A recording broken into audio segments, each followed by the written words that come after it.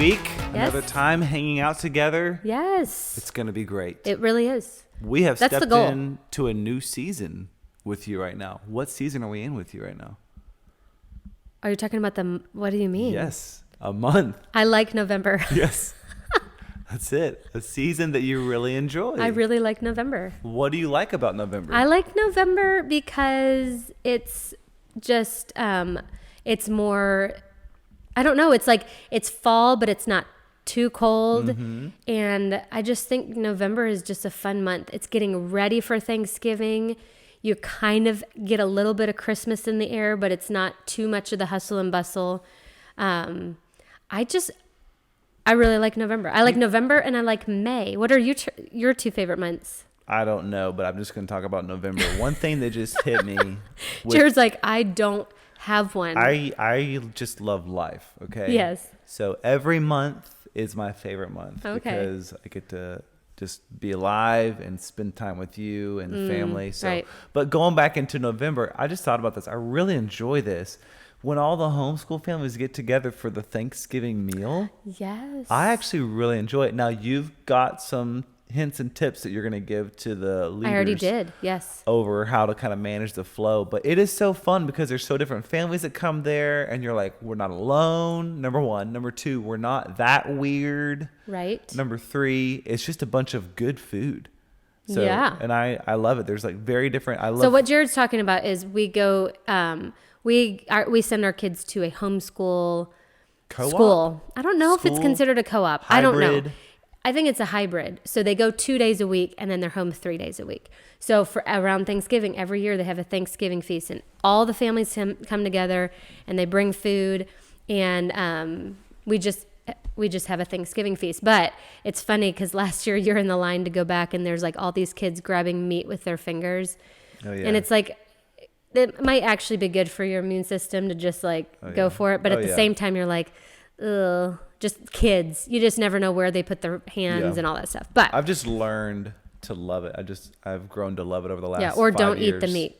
Yeah, it's fun. It's a highlight. I leave work just a little bit early, get to come hang out. Yes. When is that, by the way? Is it like in 2 weeks? November 15th. Okay, it's coming up. Yes. Good. So good. that was actually us working out Jared's schedule. This so is now, real life. now you know what time Real it life is. is happening. Yes. So it's November and it's wonderful. Yesterday we went to a rodeo. That was a first. That's the first rodeo you've ever been to? With the family. That was the first. Hold on. I was little when I went to a rodeo before. Gotcha. I've seen obviously YouTube videos. It was legit. I mean, It was. there is probably somebody listening who is very much raised rodeo culture. I mean, I was It's raised its own in culture. the country, but I'm just thinking to myself, I don't have any motivation to hop on top of a cow or a bull nonetheless. It was a bull. And hang on as long as I can till it kicks me off. Because like, I think the hanging on part I'm fine, but it's the whole kicking off and what's going to happen after that I'm just like, nah, I'm good. But even when they're hanging on, their body is getting whipped around like a noodle. I know. And then they fly off and then the bull could like stomp on you. Oh, yeah. Like guys were walking away like hunched over holding their arms. This one guy got his hand stuck and the bull started spinning and he was literally just getting thrown around like a rag doll. And the announcer's like, open your hand, cowboy. Open your hand, cowboy. Yeah, it was more like that. Yeah. And Mine sounded like Broadway. but it did not sound like Broadway. Yeah. But it's just, hey, to each his own. Like, I don't want to like make somebody feel bad, but there's just zero desire within me at this point in my life to even consider jumping on top. Now, they're getting kids involved with it too. Yes. They're doing, what do they call it? Mutton busting. Mutton busting. Which we didn't know what it was, so we had to YouTube it. But we saw it firsthand yesterday. That sounds like someone who comes in with like a sledgehammer and smacks a bunch of muffins.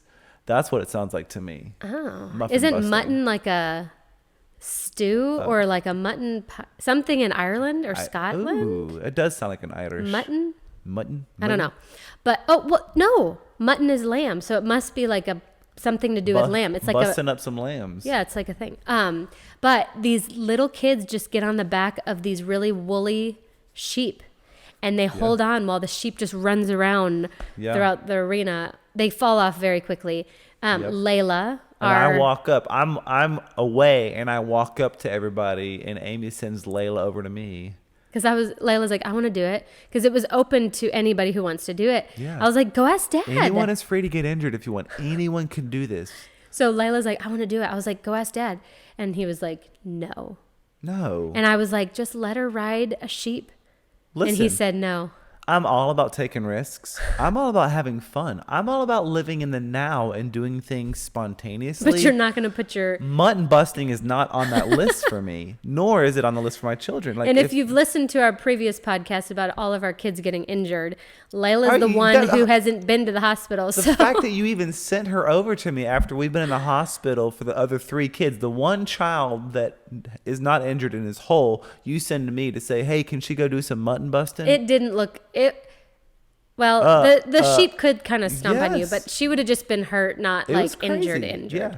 One little fall. Anyways, we had fun. Yes, it was fun. No one did any mutton busting, and it is a culture in and of itself. Yeah. And then they had horse barrel racing. P.S. Jared used to barrel race when he was younger. Back in the day. Jared would do horse shows. Had my little tassels. Braided my pony's tail because that was just part of it. So Jared has 3 sisters, and he's the only boy. And his parents have had horses as long as I've known them. Yeah. And so you just grew up around horses. Yeah. So I think it was just part of y'all's, even your family culture. Yeah. Is you just do horse shows every weekend. Mm-hmm. But Jared would cowboy boots, cowboy hat, tassels, barrel racing. All the fun things. If only there was videos of this. All the fun things. There's a random image here and there, not on the internet, hidden deep into my parents' attic that will probably never come out. But we were there with a friend, and he was saying, why is this not more of a male dominant? Now, the bull riding was lots of men. Yeah. But like the barrel racing and all the horse stuff, like why do more guys not do this? Because it is very not masculine, because a girl doesn't look masculine doing it, but it's just like a very adventurous thing. You would think that guys and girls would be a part of it. Anyway. Yeah. It was fun. The quandary of the day. It was fun. It was fun. And it was a beautiful day. Yeah. It was a good rodeo. So where do you wanna go today? Where do you want to jump into? Where do I want to go? I'd like to go to it's okay, I'll take you anywhere you want. Where's your perfect date? Let's talk about, which I know we've both beforehand talked about this, but let's talk about. Sometimes we do, sometimes we don't, and you surprise me. So sometimes we have like ahead of time, we know what we're talking about, and then other times it's like, okay, we're about to record, and then we sit and we're like, okay, so where do you want to go? Yeah.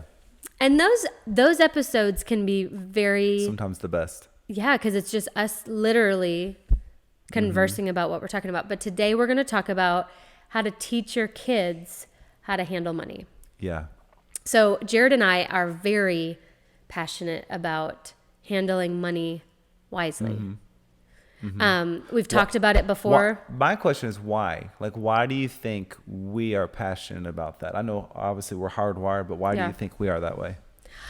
I can answer for me why I think I am. Mm-hmm. I think I'm very passionate about handling money correctly because that's how I was raised. Yeah. So I was raised in an environment of just be wise with your money, pay off debt, save for the future, be generous, be a giver. Your dad worked, and your mom, you watched, because you spent a ton of time with your mom at home, but like your mom didn't work, but she almost considered it her job. Yeah, she was very wise with the money that my dad did make. Handle it, yeah. Yeah, and I learned from my parents I can't remember the beginning because it was just for so long.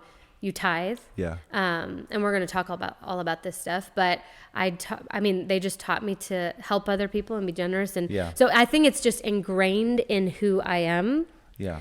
And because of that, I have seen the repercussions in a good way of handling money wisely. Yeah. And when you do follow like God's pattern of how to handle money, you have more money to be able to do things for him, for your family, for other people. So I think I'm passionate about it because I see that it works. Mm-hmm. And I want my kids to be successful in that area. Which I'm thankful for that, by the way. I'm giving you props on this. I'm thankful that you do manage your money well and you don't just go and just frivolously just buy whatever you feel like buying for the day. Yeah. And I don't want to make fun of it. Like there's some real issues where people, they run to that in order to cover up something else that they're trying to hide from. But I'm just thankful that that's something that it's a very strong attribute that you have. So I like, we've talked about it before. I like playing the game. Yeah. I like playing the game. You've turned it into a game. Yeah. I just enjoy handling money wisely. I feel like for me, I feel like I've always been a saver. But there was a time in my life where like my family, like we just kind of lost everything, and just kind of going through that has just turned me into like, I don't ever want to be in a position where we would go through something like that again. Right. And so I think for me, it's turned it into a passion because of what I've learned through life. And it's just like, I want to make sure we have a firm foundation. I want to make sure that we've got cushion, reserves, and other things like that. So I think that's where it's through just some of the life experiences that I've had when I was younger growing up. It's just kind of cool. Like we're going to do things a little bit differently. Yeah. And I think it's life experiences, whether it's positive life experiences or negative. I think those are the things that teach us. Yeah. Because again, if I have a positive experience with it, it's like, well, let's just keep doing this. Right. If you have a negative experience with money, hey, how can I avoid going that way? Yeah. And I think we just want to talk about our kids, because this is our job as parents. Yes. To teach them how to deal with money, because the world is just telling them spend, spend, spend, spend, spend. Buy it all. Buy it new. Buy it right now. Don't wait. What is the consumer debt? You just looked up what the number was? 16.8 trillion is what the average household, what all the households in the U.S. owe right now. Meaning they are in debt. They are slaves to somebody, some company somewhere. $16.8 trillion. That's mind blowing. That's crazy. That's and crazy. There's only 300 million. I could be wrong, but 300 million That's people what I think. in America. Yeah. But yeah, we're $16.8 trillion in debt. Crazy. That's mind blowing. And something's got to change. Yep. Because we're going to get called to the carpet. Yeah. And the next generation has got to do better than this generation. And it's really one of those situations, and I don't want to sound harsh, but it's time for people to grow up. Yeah. It's time for people to grow up, put on their big boy panties. No, boys wear underwear. I don't know who you're hanging out with that wears panties. No, I'm not. Big boy underwear and big girl panties. Or boxers. Okay, gotcha. Boxer briefs, whatever. Yeah. Put your underwear on. Yes. And we've got to start being responsible. Yeah. There's just such a, and I think it's ingrained in kids. Yeah. Just, I want it. I see it. I want it. Yeah. There's a piece of candy. I want it. Yep. There's a toy. I'm going to go over, and even in the nursery, you go over and you take a toy from somebody else, because if I see it, I want it. And we have to teach our kids self-control. Yeah. We've got to teach them how to wait, how to save, all the different things. Because if not, like you just said, they will go into debt, and the borrower will be slave to the lender. And then for the rest of their life, they're just trying to dig themselves out of this hole. And I don't want that for my kids. Mm-hmm.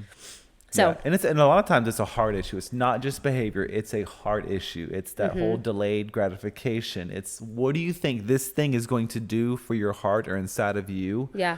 That really isn't. Like, there's only one thing that's going to be able to make you whole, right? And it's not spending money. It's not a new purse, not a new clothes, not a new surgery procedure, whatever that is. What is it that we're really going after? Yes. And so that's what we have to, as parents, teach our kids. Yeah. And I get it. I love getting a new shirt. Of course. I love getting a new pair of shoes. I love, like, all those things. There's nobody that could convince me. Well, there may be some people, but the majority of people, if they put on a new shirt, they feel just a little bit more special that day, because they're like, I got my new shirt on. I like it. Yeah. But that is just very temporary. And there is nothing wrong with getting something new, as long as it's in the right priority, in the right category, after you've taken care of other things first. Yeah. So let's talk about that. What are some things, maybe we can just stick to like 3 or 4 things. We can consolidate it down to 3 or 4 things that, as parents, and even if you're somebody who you don't have kids, but there's people that you can speak into their lives, what are some pieces of advice and steps that they can follow to handle their money correctly? I think one of the most important tools or self-disciplines to have that it's going to allow you and your family, or you and your future family, to get ahead in life and to really accomplish goals is contentment. Absolutely. Having contentment and modeling contentment for your children so they can actually see that as well. Right. Would you agree? Absolutely.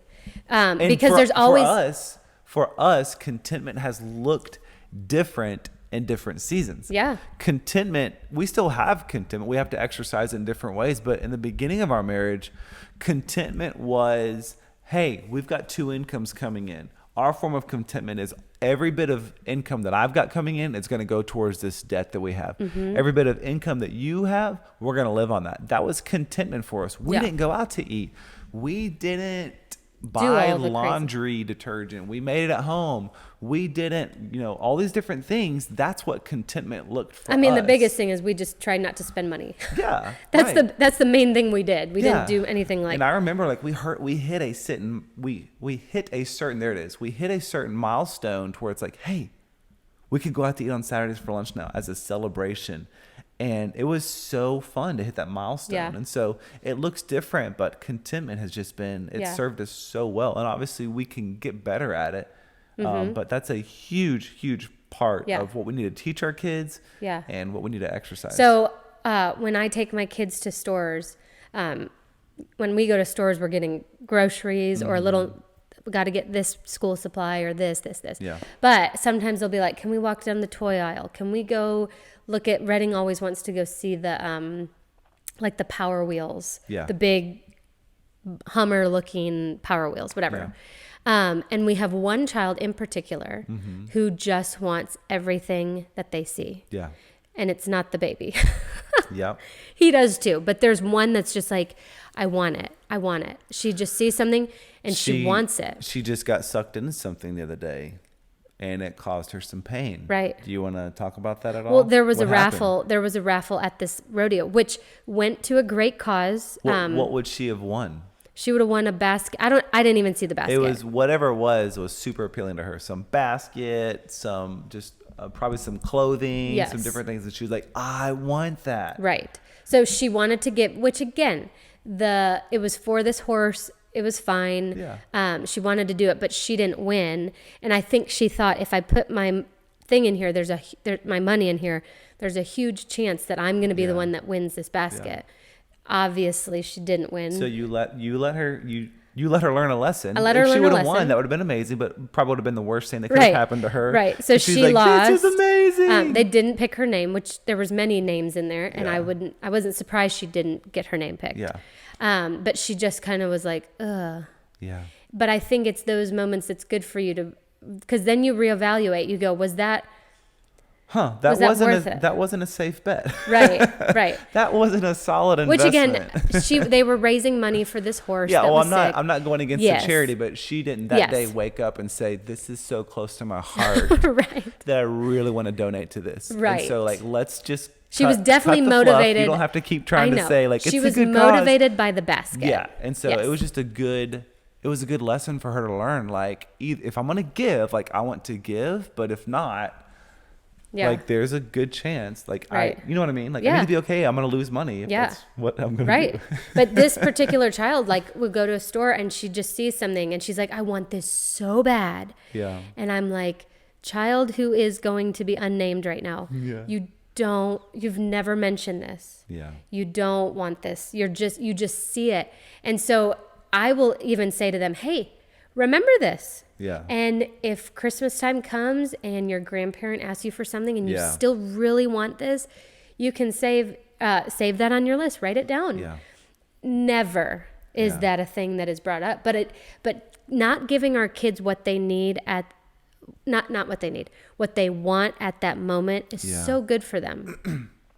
And also just laying it out before them, when you are exercising contentment as an adult, showing them, hey, by the way, listen, we could buy this. We could go on and we could go do credit or whatever. We could do this right now, but instead, model the behavior. Choosing not if you're doing it, might as well open the playbook so that your kids can see what you guys are doing as a sacrifice for this. Right. Absolutely. Yeah. I think teaching our kids contentment with, not buying necessarily what they see that they want, but also learning to look back and be like, but look at what you have. Like, look at your closet. Yeah. Look at your clothes. You have so many clothes. You can kind of change the outfits around. You don't have to get something new all the time. And starting at the level of childhood. So we're talking like toys, absolutely, desk supplies, clothes, teaching them to just be content and have fun and enjoy what they have. That's going to help them as they continue on into the bigger, more expensive things. Yeah. Because we don't always get what we want. You're right. And even like you just said, even if I can afford it, that doesn't necessarily mean that I need to get it. You got it. Because there's always going to be something new, and there's always going to be something enticing. There's always, you get a new shirt, and now the style changes. Now this purse is not popular anymore. Now it's this one. There's always something, and it's at a certain point you just got to be like, I'm fine. I'm good. I don't need to go out and buy stuff. Right. So contentment is a huge thing that we need to teach our kids. We need to model for our kids. Yeah. And that's going to help them handle their money. Yeah. So much better. It's going to help you hit your goals that much faster too. Yeah. Yeah. Learn to be content. Yeah. What's something else that you would think is important to model? So as Bible believing Christians, I think teaching our kids to tithe and also to be generous. Yeah. Is huge. Yeah. You know, it was something that was crazy this morning that happened. We were getting ready for church, and I was actually writing on our tithe check, and one of our kids, I didn't realize it because I was just so focused on writing on our tithe check and everything, and one of our kids was looking over my shoulder. I was like, well, what are you doing here? She's like, oh, I'm just watching and seeing what you're doing, which I had no idea. But it was just so cool because like, oh, wow, what an amazing teaching moment. And so I just paused, and I was like, okay, so number one, like, keep whatever you saw confidential. Like, that's none of your friends' business or none of anyone else's business. But I got to break it down and say, so everything that Mom and I made last month is all from the Lord. And we're literally taking 10% of that and giving it back to him by just saying thank you. And it was just such a cool teaching moment. And because what do we hear all the time? Kids are it's more caught than taught. So I can just teach, we need to give. But when they literally see Mom and Dad giving, writing out the check and giving, and also giving them responsibility of like letting them see that and then teaching them confidentiality, I think it's so powerful. Yeah. And it shows that my mom and dad put their money where their mouth is. Like, they really believe that tithing is important. They really believe that tithing is a biblical principle that we are called to do. I have a similar situation.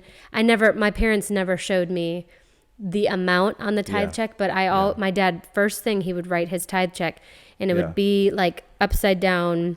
And this certain, like, it was just a normal thing to just see. Like, my parents, they tithe, they give to the Lord. They really believe that this is obedience to God's word. And I think just teaching our kids that, and we'll ask them all the time, they get $2 from somebody or something, and it's like, okay, how much would your tithe be there? And they'll kind of, they're still figuring out what exactly the answer might be, but just really always just saying, what's your tithe? Okay, great. And the rest of it you can put in savings. You can save up for something that you really want. We have some kids that are savers. We have one kid that is a spender, and we have one kid who we don't know yet what he is, because I don't know if he knows what money really is. He loves gum a ton. Gum. If you handed him a pack of gum or a $20 bill, I think he'd go for the pack of gum. All day, every day. And he's going to hand out half of it to people. For sure. Gum is his. He's definitely generous, that's for sure. As long as he's got a piece of gum in his mouth. As long as he's got gum in his mouth, he's good with handing out gum to other people. But I think teaching our kids to tithe, teaching our kids to be generous, so we have one girl that we sponsor in India. And so we were doing her Christmas card because they send it well in advance because there's probably multiple stops that it has to get to. And we sent her some money to be able to do a Christmas present. And I said to the girls, I said, no pressure. Because giving should be done from the heart. Tithe is a command. Generosity and offering on top of that. That I'm not going to twist them to do it. But I said, if you guys want to contribute for our friend in India for Christmas. Yeah. And they brought down some money, and they didn't give me like a ton of money, but they were participating in it. Yep. And we can also, I mean, this is a whole nother subject, but generosity is not always just money. Right. But that's what we're talking about today. Right. But just letting them be a part of those moments. So it's not just mom and dad are always the one who does this and that. And of course they don't have hardly any money, but $2, $3, $4, $5, they got stock. You know what I mean? They're putting skin in the game. They got skin in the game. What was I trying to think? Stock? Yeah, I don't know. They got skin in the game. That's true too. They got some stock in it now. Yeah. But it's like they feel that. And they think about, they wrote her a Christmas card and they drew a picture, and it's just like, they can feel, I'm a part of this. Yeah. So, I just think as parents, we've got to take ownership for our kids. We can't just let the TV raise them, their teacher raise them, the whatever, the internet raise them. Like, we really need to start taking pride in, like, hey, this is our main job. Like, this is our future. Like, you know, I kind of half-hearted joke about it, but I'm like, hey, by the way, part of my retirement plan is you guys taking care of me. So we've got 4 kids. So mom and I, we're going to spend 3 months at your house, 3 months at your house, 3 months at your house, you know, until we die. But it's just, you know, I don't know. I'm planting seeds of, like, you know, we got to teach these kids. These are our next generation of leaders, of families and everything. And we've got to really and go after it. And let me just say, this is what we want to instill and try to instill in our kids. Our kids are not perfect. Like, and are we perfect with teaching them what to do? No, we're not. There'll be times that I'll say something and they're like, no, I don't want to. Yeah. And we'll talk about this. No, but I really want it. Just give me it. And they'll beg and whine and argue and blah, blah, blah, blah. I don't want to paint this like perfect picture over here. Like, follow our rules and your children. No, our children buck the system. Yeah. But that doesn't mean, just because they buck the system doesn't mean like, okay, throw your hands up. Yeah. Can't teach them anything. It's just continual. Yeah. Just keep trying. And sometimes it's awesome. Yeah. And they're generous and kind and thoughtful of other people. And other times they are selfish and whiny and needy and discontent. Yep. And that kind of sounds like me too. Yeah. There's days where I'm definitely on the right side of how I should be acting and thinking in all of life, but also in finances. Right. And then there's other times that I'm like a little selfish brat. So just had to clarify that. These are things that we need to continue to strive to teach our kids, but it's not like we've got 4 little angels who just make money. They don't make money, but have money and just like, here, give it to the world. They do make money, actually. They do. Yeah. They helped me at an event 3 weeks ago. I've got greeters, and 2 of them helped me greet, and they are making some good money, and they're learning some good life skills. Yeah. Talking to people, being bold. So, sorry, I just had to put that out there. So they work their tails off, and I'm proud of them. Yes. That's one thing I'm trying to teach them too. And they're learning people skills. Our kids, this is a totally different subject, but our kids need to learn to look adults in the eye. Yeah. And speak to them and learn how to carry on a conversation. Yeah. Put the phone down, put the tablet down, be able to have a conversation. And again, ours don't do that all the time perfectly, but that doesn't mean we don't keep trying and keep teaching them that. So I think the last thing, and we can close on this, is teaching them that it's okay to spend too. So we've talked about saving, we've talked about tithing, all those other things. Once you've gotten to that place to where, you know, it's okay to save up, to hit those goals, then I think it's okay to go on and spend money too and enjoy, because it's a gift from God. Right. And I know, just being honest, sometimes it's been hard for us because so much of our marriage, we've just been spending and focusing on getting out of the hole, right? Getting up back to level ground and stuff. And when we're at level ground, it's just like, cool, now what? And like, well, hold on, I'm just used to saving all the time. Right. And so that's something that we really need to work on too, is learning how to enjoy what God has given us within reason, and teaching that and letting that be a model for your kids too, because every good and perfect gift comes from God. Yes. And money is not evil. No. Right? Money is a tool that can be used for so many good things. Right. You think about that story of, they found like a homeless man in this rundown apartment. Well, he wouldn't be Yes. homeless if he had an apartment. They found there. I think I've heard multiple stories, but people who just, Because I think it happens a lot. yeah, there's people who have just like nothing physically, and they die, and they find them, and they find like a can with like hundreds and thousands of dollars, or I know that sounds like you know what I'm talking about. These stories where it's like it's a miser, where they won't spend a single dime, and it's to the detriment of their life and their family and their friends and their health, because they just are like, I can't spend a single thing I have. I think a great example is for all of us when we came in relationship with the Lord and we asked Jesus into our heart and he made us brand new.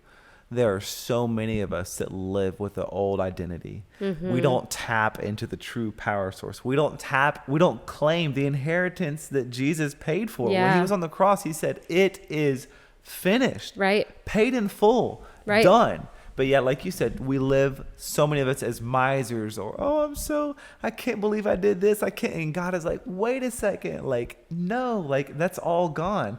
In that same way is with spending money too. Right. Like we can live so below what our Father has taken care of already. And he's just like, just claim it. Just use what I've given you. Like use the inheritance that I have for you. Right. You know? And teaching our kids, what do you like, give them goals. Yeah. Like, what is something that you actually need? Yeah. What is something that you actually even want? Yeah. Let's save up for that. Have you given God your tithe? Yeah. Are you content, or are you just wanting the next big thing? Yeah. And then if the answer to all that is, yep, everything's in place. I have the money for this. I'm not going to have no money after it if I go there. Yeah. And this is really important to me. Go for it. Yeah. And it is hard because we have one kid who will not spend anything. Yes. Nothing. Yes. And she was at that event you're talking about, and they had this really cool high-tech curling iron that uses no heat. Yeah. And she was like, I think I want to buy that. And I was like, wow. Yep. Because she literally doesn't ever want to buy anything. Right. And she found out it was $150. Yep. And she was just like, no, I don't want to do that. Which I applaud her, because that would have drained, she would have no more money. Yeah. But you do have to exercise that muscle of saying, okay, I do want to buy something. I do want to, I've put everything in place, and now I do want to go out to a nice lunch with my friends, or go get ice cream, or enjoy life, because God wants us to have all of it in balance. Or go to Plato's Closet and get a new shirt. Go to Plato's Closet. Y'all, A second-hand shirt. I love Plato's Closet. Is Plato's Closet like, I feel like it's national, is it not? I don't know. I haven't. It's a resale shop. I don't know. It's like clothes for it's love resale, it. and I love it. I think it's almost every Saturday. No, that is not accurate. That is not accurate. You at least like to go look. Yeah, I mean, I went there yesterday. Yeah. I didn't buy a single thing. Okay, so maybe just last Saturday. Right. I just love it. Yeah. Because you can enjoy get it. a new shirt for $8. Or $2. No, they start at around Really? 8. Yeah. And they're originally like what? Well, it depends. I mean, it depends on the brand, all that kind of stuff. But I'm just saying, I love it. Yeah. Yeah. That wasn't around when we were younger. I don't think. Was TJ Maxx and Marshalls and stuff around when we were younger? Yeah. I'm just saying, you get all of our clothes. Like, you buy my clothes for me. Like, I don't really go shopping. Yeah. But you pretty much get all of our clothes at those places, which is phenomenal. Like, Marshalls, TJ Maxx, I'm like, this shirt only costs $10. That's Walmart, amazing. Plato's Closet. I would garage much sales. rather spend our money elsewhere Right. on things that, you know. And of course I'm looking for something that is either cute, or it's a good brand that I know will be good quality, but it's obviously on resale, or it's discounted or clearance. It's just more fun. It really is. It's part of the game, but also you're saving money, and clothes and styles change, and I don't want to just invest in things that are just like a piece of clothes. I've learned a long time ago when it comes to shoes, I used to just take the whole idea of like, I gotta get a deal. I took it so far that I would get like super cheap shoes because it was just such a great deal. Oh my goodness. I about did my feet in, like just totally. I got these super cheap dress shoes and I was like, great, these look so good. I can treat patients in the office and have these nice I think I paid like $5 for these brand new dress shoes. Where were you? Kmart? JC Penney. This is probably 15 years ago. That's and funny. Within 2 days, my feet had never hurt so bad before. I was like, and I'd worn them for 2 days. I was like, I would never even give these to my worst enemy because it would hurt them. And so I learned a long time ago, just talking about clothing and stuff, like you get what you pay for. Right. And there are certain things where you need to buy quality over quantity. And I think the older you get, you need to take care of your feet, as as mentioned in the previous shoe lady podcast. Through the house here. But for me, I'm home more than you. You're at work on your feet all day. If I wear shoes, it's like I go to church. Yeah. And so I have like little blips and then I come home and put on better shoes. Yeah. So I don't buy expensive shoes. But if I was on my feet all day at a job in nice shoes, I am on my feet all day at a job, but I can just wear whatever I want. You do. And sometimes it's scary. You do. You know it's been a long day when Jared walks in at 6:30 at night and I'm wearing the exact same thing as when he said goodbye to me in the morning, and my hair is like on top of my head, no makeup. It's okay. And I'm just like, hi. Just so happy to have a home to come home to. Oh. I think to sum up everything, the main thing is like our kids are going to grow up and our kids are going to make mistakes. At some point in their life, they need to learn it. Yeah. And what better way to teach them while they're under your roof and the consequences are so small compared to just being busy with life and wait until they're 30, 40, 50 and having to go through some very painful situations and not have the head start that they could have with their finances because we didn't teach them these things. So I think we just need to slow down and really hold their hands and model for them. Don't let culture, don't let social media, don't let advertisements model their spending behavior, but we model for it themselves. And if we haven't learned those lessons, like take the time to discipline ourselves to learn those lessons because I'm telling you, it will be worth every single bit of effort you put into it. Right. Put on your big girl panties. Put on your big boy underwear. There we go. And let's get content. And some pants on top of that. Please put some pants on top of that. Yeah. Or a cute maxi dress or fall. skirt. It's fall. Yeah. Yeah. Yeah. Anyway. So. Okay. I think that's got it, girl. That's it. You covered it. You did it. So. Okay. All right, guys. Well, we're going to finish up here. We hope you have a great rest of your week, and we will talk to you soon. Bye. Bye.